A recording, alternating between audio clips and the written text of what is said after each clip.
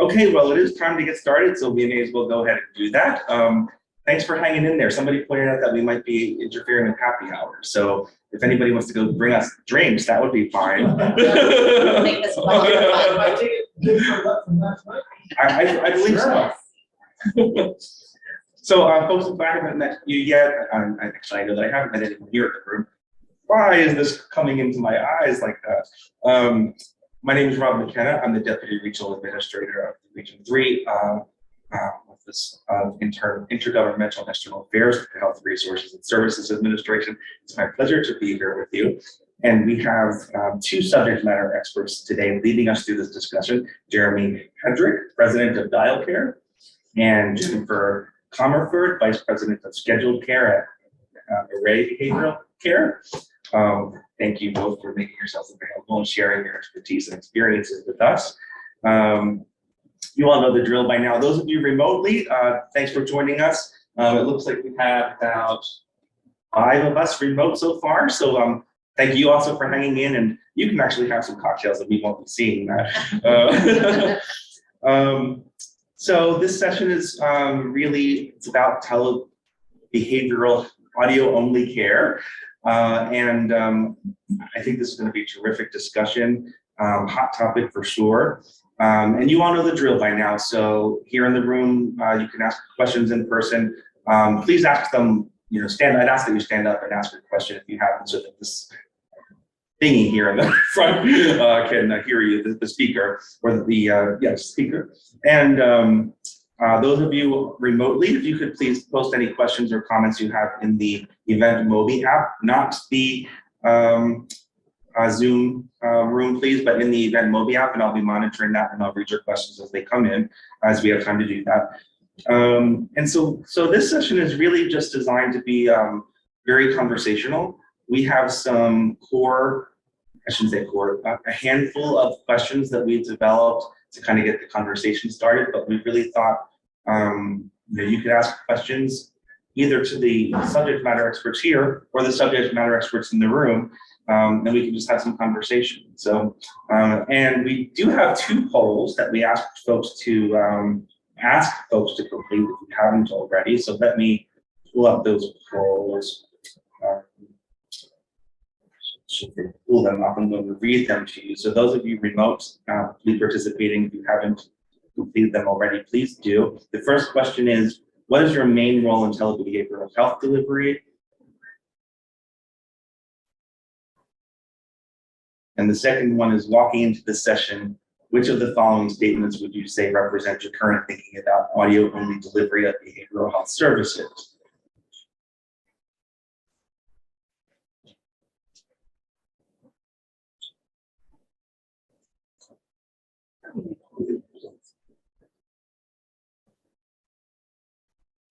Do that.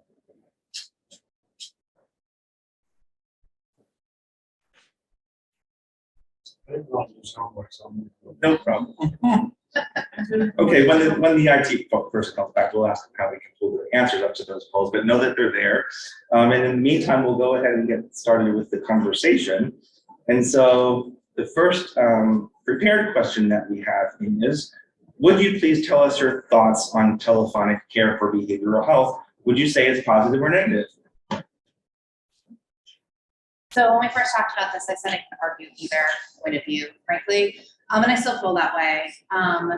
At the end of the day, though, through COVID and then within virtual practice, audio is better than nothing. And so often I say it's the lesser evil, but that evil needs to exist because it provides access. Ideally, I'm a clinician myself, so ideally I could always see a person, whether it's virtually or in person. And I can see their face, and I can see the background, and I can understand their mannerisms, and I can read their body language. That would be awesome if it was all the time.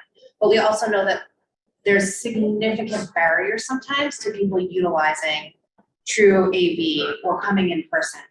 You have rural issues, you have internet issues, you have socioeconomic reasons. And so ideally what would happen is you would develop a plan, if possible, to eventually move to an AV model or an in-person model. But at the end of the day, if somebody's in crisis and they can call somebody and get help, it provides that access that doesn't exist otherwise. Yeah, so from our perspective, at Dial Care, we have four kind of distinct product offerings. One's physician, one's dental, one's veterinary care, and one's behavioral. But our behavioral health focuses on therapy. So I'm not a clinician. And we don't deal in the psychiatric delivery. So that changes, I think part of the discussion is what type of care you're delivering via film, chat, phone, video. But much like Jen said, from our perspective, we have to keep our eyes on a couple of things. One is access, right? So some people, we're based in Texas. One of our programs is specifically targeted at middle school and high school students, right? And so from a preference standpoint, that group utilizes about 99% video, as you can imagine. They don't want to talk on the phone. Probably not know how to, mine wouldn't. And so for them, it's a preference. However, it wasn't 100% because in kind of rural panhandle Texas, there's some significant access issues from a broadband connection standpoint. We just don't have the ability to. On the flip side of that, we have a group, it's about 70,000 lives. And the average age of that entire block of business is 67.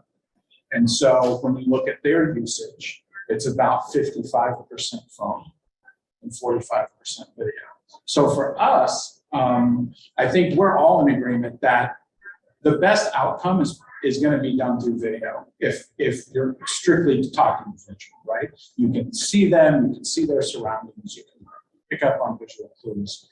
But whether it's availability or preference, that's where we have to try to maintain from a business perspective our finger on the pulse of, is it simply a choice? So let's take that older demographic group, right? So 55% of them are choosing, for the most part, to use phone. We have to figure out, are they choosing to use phone or are they having to use phone? Because in that particular group for us, literally the name of the group is the Rural Letter Carriers Association. They live in rural areas across all 50 states. So from our perspective, I mean, one of the critical pieces that can go either unnoticed, unchecked, or just ignored is trying to dig into the why the access is being delivered in certain ways. So in that case, it's not fair just to say, well, the demographic is X, therefore they're more comfortable or choosing phone. They may be a preference issue, but it may also be an access issue. There's only certain things in our world we can control from an access and vulnerability issue. There's a lot we can control from a preference standpoint. And that then really is, okay, if that core set of users, how many of those can we try to help influence their understanding that phone is great, your therapy sessions are going well, but have you considered video? If yes, why aren't you using it? If not, why not? Those kind of things. You have to be careful with that. You don't want to discourage people from using a means that they're comfortable with. But I think that's the other component, at least from a business standpoint, is not ignoring what can we do to move potentially, or at least inform users to move from phone, audio to video. Because if it's a platform thing, if our platform isn't easy to navigate or understand, it has nothing to do with access or preference. It's a failure of the delivery itself, right? So then you have to really try to get in and tie down as much as you can at granular level. Why is it people are accessing a certain way? Because in the end, if somebody's going to access via phone, that's great, right? Because it's better than nothing, obviously. But to move them, either to keep them there and deliver it as best we can, or move them to understand our options, I think is important. Sometimes can go overlooked.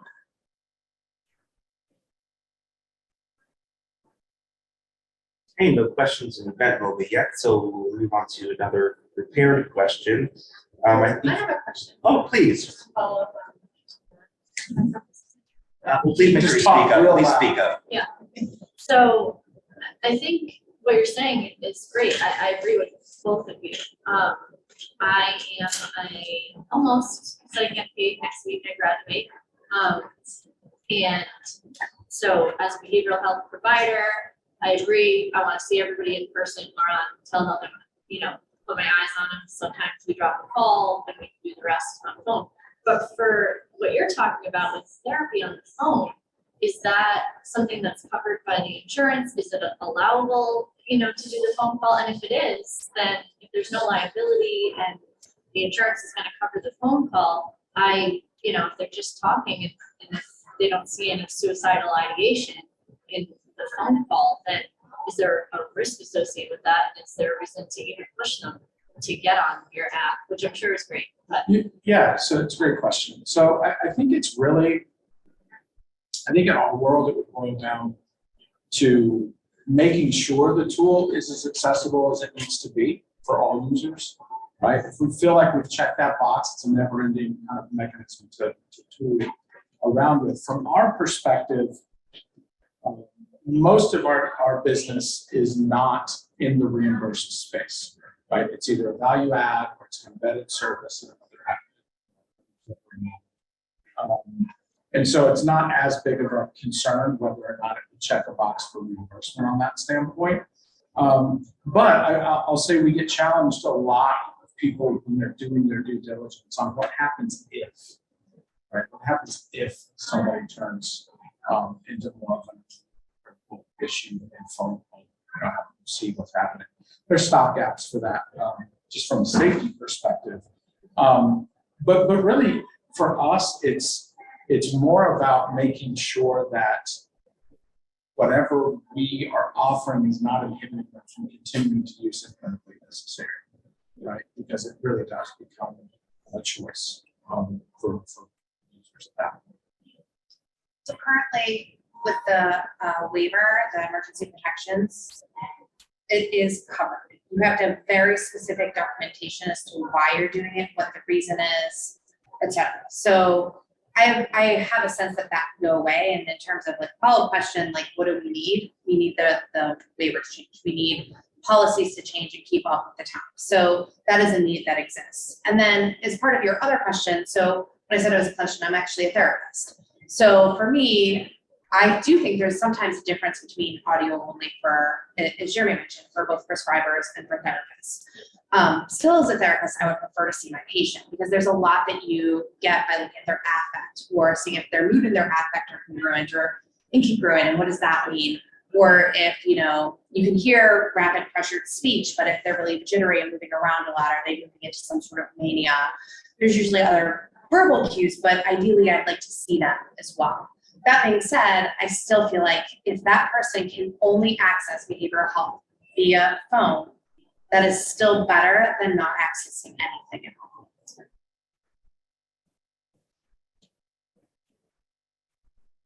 So you started to touch on another issue. Would you say that there are certain types of practices or providers or organizations or disciplines for which you think audio telebehavioral healthcare is better suited or not suited at all? Yeah, I can only speak in the behavioral health space, so Jeremy, you can sort of pick up where I leave off. But I would say, the two areas for me are really like medical providers who are prescribing and therapists who are doing therapy. And I think you can use phone only for both to an extent. So therapy, you can. It's not ideal, but you can. Prescribing, there are also things that you need to see, right? So you want to see if you have somebody on an antipsychotic, for example, and you want to see if there's any sort of tardive dyskinesia associated with it, or they're developing some sort of symptoms, you ideally want to see them. So that's why I said when I was first talking, always a goal of audio should be, if you can, come up with a plan to move at least on a regular basis to an AV type setting.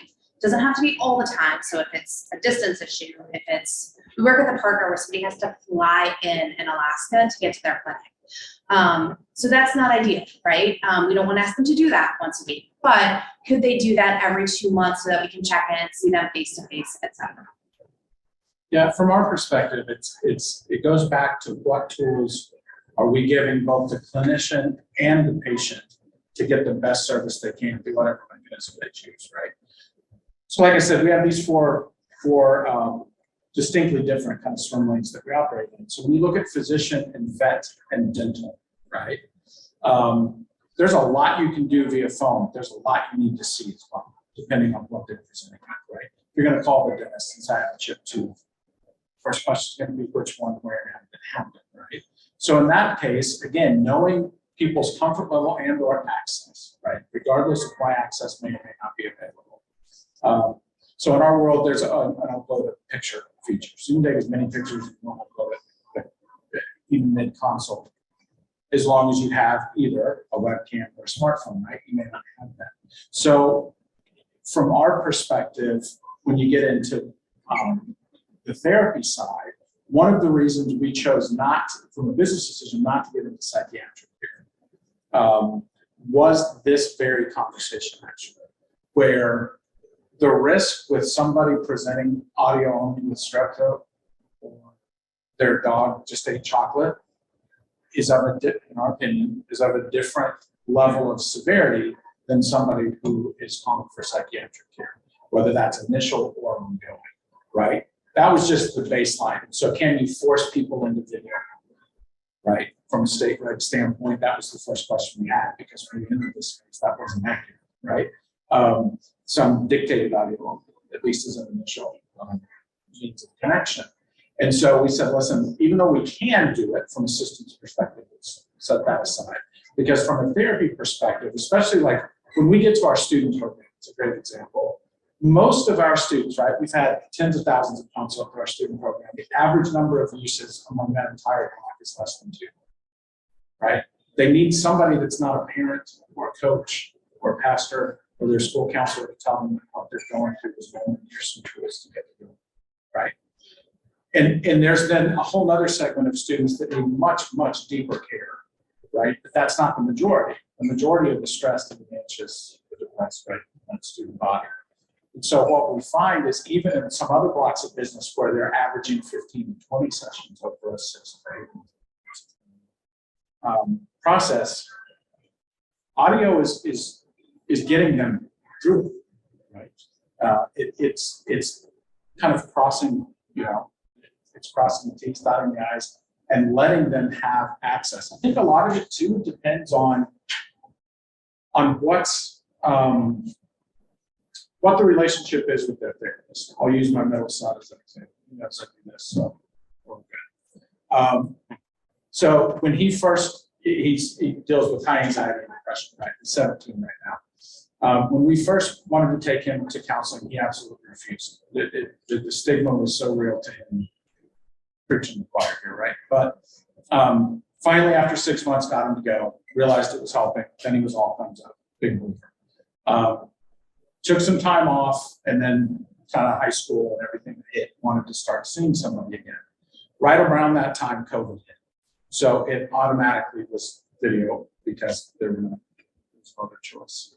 So he and his counselor worked together every week via video for about 6 months. And then school started again, and his schedule changed. And to meet him on video was going to be very difficult to do. So he said, can we try it by phone?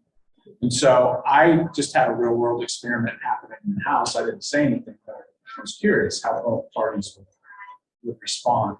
There was zero difference. He didn't like it as much because he prefers video because that's how he communicates with most of his friends, right?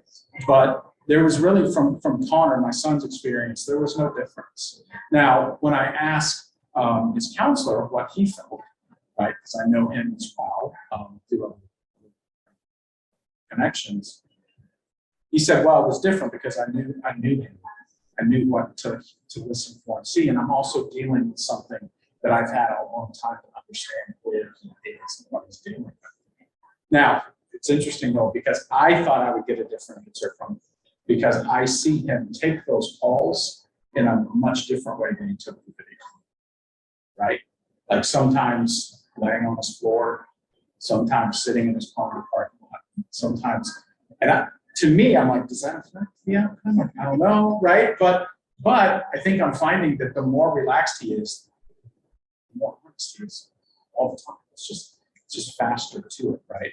That's another element here that I'm interested in the long run. We've got a long time for this data to come out, but you hear anecdotally from some folks, again, I'm talking in our world, not behavioral health world, but that when you're void of that like connection, even if it's video, like I can't see you, they're actually honest faster as a patient because the judgment factors is in their mind zero. Like, you're just licensed in the state. I don't even know if you do this, right?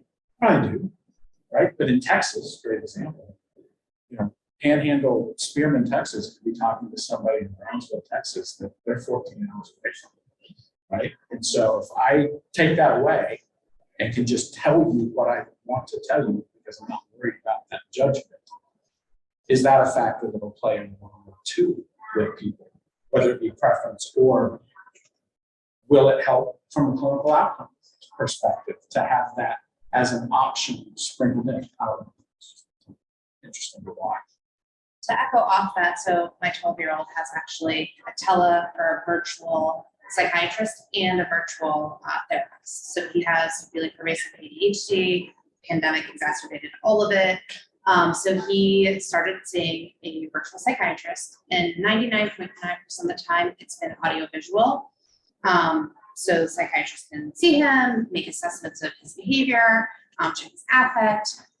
But there was one time where he was really like having a crisis, and he called his psychiatrist, or he set up to call the psychiatrist, and she took the call, and he felt 50 times better afterward. And so if he hadn't had that, then, you know, I am a therapist, but I'm not his therapist for sure. I'm his mom. And so it requires me settling him down or decompressing him or grounding him versus his psychiatrist, who's a separate person that doesn't have the same bias that I have. Similarly, he does therapy virtually as well. He takes it from his iPad though, and he lays in his bed and does it. So I still have the relaxed thing. But they have done phone calls. He prefers video. They play therapy games on it as well. So I do think a bit comes back down to that preference, access, and ability.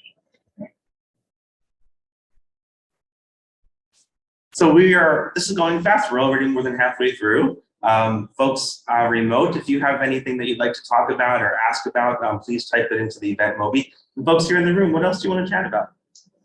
So it's interesting, right? So when you think about video-based therapy or psychiatry, I think a lot of that mirrors what patient experience and clinician experience. So, not to say in a traditional person setting you can't, call your psychiatrist or therapist within or without, outside scheduled visit time. But we're starting to go down that path of what other clinical interventions are appropriate, right? Like we could very easily keep this conversation going with chat-based, whether it be an actual therapist, psychiatrist on the other end, or AI. And it seems like you guys have also set up kind of this continuum of approach. It seems pretty clear that what's most important is getting the care to the patient, regardless of whether it's AV or phone, or maybe these other mechanisms of self-help. I'm curious if you guys would flip it and look at kind of the other end of the spectrum in terms of the severity of like patient crisis. I mean, I think you can also look to the traditional care centers where like you have teams that go out to the community or with law enforcement on their own to engage patients. And I personally, we've had opportunities to potentially deploy telephone-based LCSW types of like crisis stabilization, safety plans, and services that from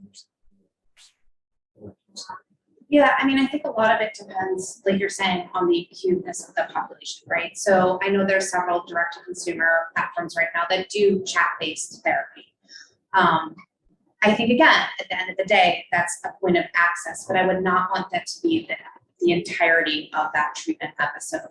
I think that there's value in it around honesty, anonymity. People still face stigma every single day for their mental health concerns. And so if that provides them the space to have what feels like anonymity, there's value in it. But to your point, somebody's got like severely persistently mentally ill, right? They're very, very sick.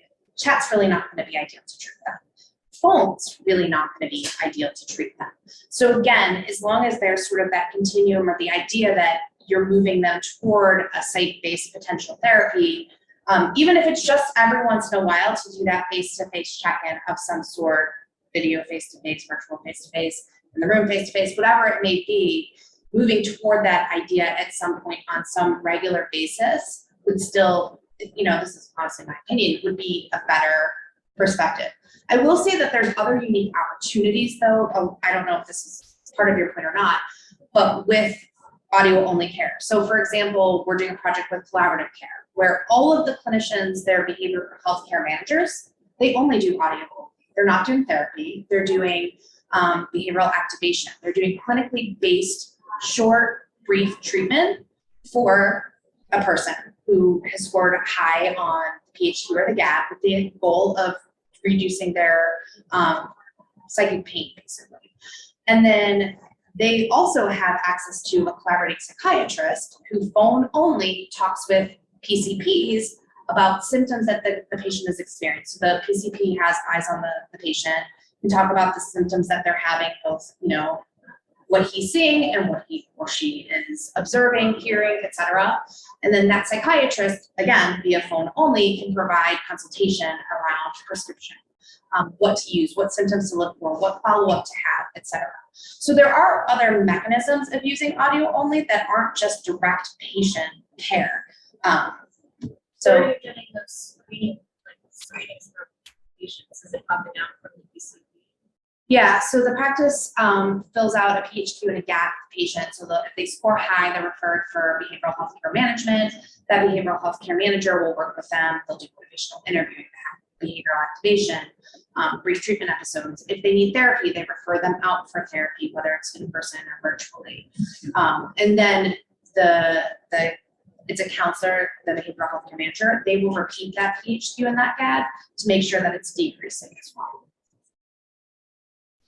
Yeah, from our perspective, chat was an available mechanism for us when we launched. More based on all of our separate clinical silos giving us some of the feedback. Now, we were not a company that was going to power that with a lot of sophisticated AI, right? So it's going to be a manned chat, and that is a little different. If we're going to man that, let's just have them do something. Right? Now, I'm with Jen on this, that especially once we launched our dialogue, our student-based wellness program, we tell schools all the time, we are not a replacement for anything that you've already set up. Whatever that is, relationships with local clinics, relationship with local providers, all of that's still great. We want to add a tool to your tool chest in the store because there's not enough there. And when you can allow a student or any user, I shouldn't just become isolated to our student, when you can remove a barrier. Well, here's an example. So we just took on a new piece of business 4 months ago. So it's really early. This data may not prove out. So there's the caveat before I start. They had a previous vendor whose initial entry point was a chat conversation where you chatted through why you wanted to talk to somebody, what it was for, are you currently seeing another clinician, blah, blah, blah. And then it would spit out something similar where now you would have an outreach and you can get their phone. When they moved from that product to us, it's about 200,000 users. We don't have a chat feature, right? So early on in the discussions, we're like, you understand, like your process can't work with us, nor do we want to then be the second, like dominant, right? Sometimes that might make sense. In this case, it didn't. So they removed that. And in the first 4 months, utilization's tripled. I don't know why. I don't know if it's a lack of trust for whatever they thought the chat was being fueled by, whether it was a clinician or AI, I don't know. But what I've seen with usage on our program, which is quite a bit more than we thought would happen, right? The feedback that we're getting, and that block as a whole is split about 70-30, 70 being, no, probably 60-40, 60% video and 40% phone. The average age of that entire block of business is 37, right? The split on that line is about 65% female users versus male. And it's about 80% primary versus dependence. Right? So it's actually a pretty good spread of data to show that for whatever reason, phone and video was more appealing. Nothing else changed. It was always at no cost to the consumer, to the patient. So it's not like it's cheaper, right? Then that was an easy explanation. And so for us, it's all about trying to get the hook in as easy as we can.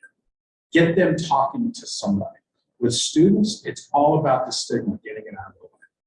It just is. And school counselors routinely are like, no, they'll come talk to us. I mean, they might, but it's a tough go sometimes, you know, and especially small rural school districts like we have in Texas, right? They're not going to talk to anybody because they see them every afternoon at the grocery store. They see them on Sunday at church. They see them everywhere, right? So back to my son. When he saw, like I said, I know his counselor just through some other relationships. We saw him one time, and what my son said that I saw him in the wild. He freaked out. Like he did not want to go. It's like he had violated some unwritten clinical law. Like I can't go. Maybe the best thing I've ever heard. Of course you can go talk to him. We'd love to see you. But their whole relationship had been virtuous, right? And so I asked him later, kind of out of the moment, were you embarrassed? Like I was curious, was this a stigma thing peeking its head out from somebody who had been in front of the school singing the praises of going to see a counselor? Like, what was that, you know? And it was more just his anxiety. But it's curious how that'll come out. So from our perspective, because we've been challenged on the chat thing a few times since we launched, and we'll evaluate it again. I think it has to be pretty sophisticated and done really well to provide the service. But again, I'm speaking from a non-clinical perspective here. If that's what it's going to take to get somebody to try to get into the system, if you will, of getting help, right? Not long term. I mean, that's not probably a great long-term solution for somebody. But if that gets them talking. So you're starting to, at least in citing your son, you're starting to talk about some sort of feedback from a patient or user perspective. We have a question in the event will be about that. What kinds of feedback have you received from patients, either way, to either side of the argument, that has influenced what you do? So it's all over the map for us. We honestly have a bit of a struggle with what's the right way to present a patient feedback survey in an authentic way when you know you're going to use those metrics to help your business. It didn't seem odd in the physician space. It seemed odd in the mental wellness space. You know, once we kind of got over that, you know, from patient feedback perspective, it is overwhelmingly a thank you for a service that they could access, right? Whether that's they don't have a clinician in the town, clinician on 6 month wait, or you really stepped up. I've seen, you know, progress in my son and daughter. We actually get very little either criticism and or constructive criticism from our patient base on I wish you would have had X, right? It just, again, it goes back to this previous question. What we've heard a handful of times is from students saying, I wish I could chat, right? It's kind of more swim lane, I guess. And so from that perspective, we're really trying, we ask some pretty open-ended questions in that survey. Some of the feedback that gets unsolicited, which is great. But anything that's clinical based is probably true of most, not all organizations out there. Anything clinically based, any comment about a counselor, any comment about any clinicians, go straight to our clinical team to evaluate. What is there something more to this? Is there something more we can do here? Is there a lesson learned? The other feedback for us, where we can, this is easier in our school-based programs versus employer-based programs, is engaging that entity, whether it be the employer or the school, to actually do targeted feedback. We don't focus groups. And it's a lot more prevalent for us to be able to do that in schools instead of much students who have used the service now. And either give them a survey or just ask them, hey, if you use childcare, they're putting a focus group together, you'd be amazed at the people that show up. Right? I always thought it's part of the greatness of virtual, right? You kind of can do that without people knowing you've access to it. People show up, and it's pretty awesome. Jen, how about you from a clinical perspective? Yeah, so the primary place we're doing that right now is that collaborative care that I mentioned. And the patients have had just overwhelming appreciation of the program. So again, it's not therapy necessarily, it's behavioral interventions. But it provided them anonymity, it provided them the opportunity to get care at the point that they were looking for that care. And we've had overwhelming success with it. Patients have been super appreciative of it and being able to call that, really they are able to call their behavioral health care manager whenever they want to. They do have set prescribed appointment times, but they can call and they can message and they can let them know they need to chat and they can get with them more. What else, folks? We have a few minutes left.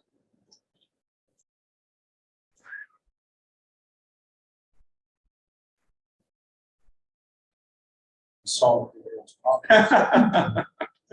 Jen and Jeremy, was there any particular issue or question you thought might come up that hasn't, that you were prepared to address? The only thing I would say is like what needs might be needing to be developed in order to support more telephonic-based services. So as I mentioned, there need to be policy changes. Good or bad for whatever reason, if there's not reimbursement for it, people aren't going to do it. So there needs to be able to have the ability to do reimbursement. I think not just telephone, but virtual in general, there needs to be more training for clinicians on how to be a certified sort of virtual provider, whether that's I have to take a phone call or I need to do video. I think that there's a strong need to really train people how to do that practice, because I know as part of my clinical studying and education, never did I think I would ever practice virtually. And now it makes so much sense to me. So I think because that's not something that's regularly covered as part of schooling, education, practicums, there is a need for really training somebody. What are the things you should be listening for? What are the things you should be seeing? How can you ask this question? Can you build rapport when you're not sitting in the room with somebody? How do you not necessarily use the feeling in the room or your clinical gut as frequently? So I think there is a training component to all of that. How do you handle a crisis? How do you not panic around handling that crisis? I know if you're sitting in the room with a person, that's very intuitive how to manage that. But when you're not in the room, it adds that other layer of anxiety or stress management of I'm not there, I can't control sort of the outcome of getting that person to a facility to be better assessed. So how do I train them to have that more immediate response? So We did that. We just did at ODU. They teach that at CTR. It's a 2-week certificate, and it's awesome. And we should make all of us do it. Yeah. Same thing, crisis, all that. So you're right. We are working at that array. Like we will have that sometime probably before the end of the year, because I think it's vital to our clinicians to have that. Yeah, I agree with everything you just said there. It's a big bucket of things to keep focused on. I think the only thing I would add is, especially in the behavioral health sector, to try to be as counterintuitive as you can to own the business and not worry about competitive BS, right? Like, what's going to make their patient journey better? And if you don't offer, who does? And who can you partner with to offer? Right? We're asked all the time, what do you do for psychiatric care? We're not going to build it ourselves. So either I keep saying no and just not worry about it, or I partner with somebody really good that does it. And then you cast a wide net of people that are going to get help, right? I think that's from a service provider like us. I think that's part of the charge for us is to really cast a wider net. And if you can't or don't want to do that yourself through your own offerings, then don't be so focused that partnership is out of the question. Because if I have 70 schools in my book of business, and I could now offer psychiatric care to all 70. It doesn't matter if I'm going to catch 5 or 6 students in the long run. It's 5 or 6 that may not been caught and helped. And I think that's a charge for us as business leaders, especially is to behavioral health space, especially stop worrying about some of the things you may worry about in programs. The lens of like how many articles we get about the state of mental health in our country. Right? And if you have any level of ability to help that, you should. And on that note, we are just over time. So thank you very much. Thank you for coming. If you don't enjoy the rest of the night, please go to the reception if you'd like.